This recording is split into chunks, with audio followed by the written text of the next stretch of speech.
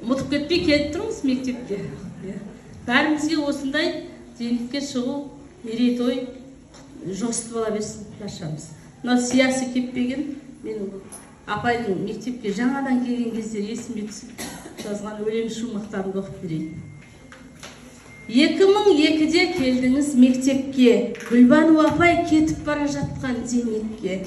Спорт залда кең дастархан жайылып, жүзім жуып отырдық біз майысып.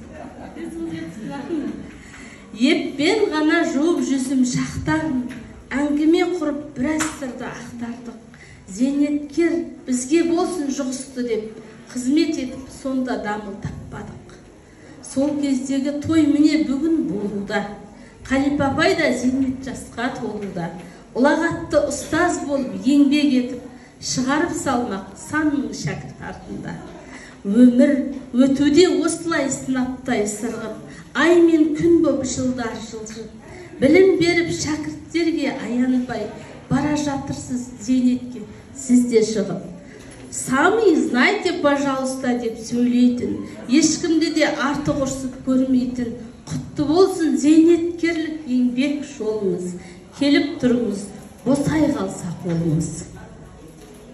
Жұғысты болсын баршамызға тойыңыз, ақ жол сізге лайым аман болыңыз.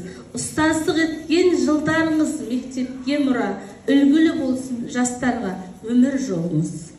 Алғыс алу ең үлкен бақыт өмірде, сый-сияпат қуаныш береді көңілге, арқалап өмірдің берген бейнетін, нар жүгін Аллаға сансыз алғыс жеткізген бүгінгі күнге.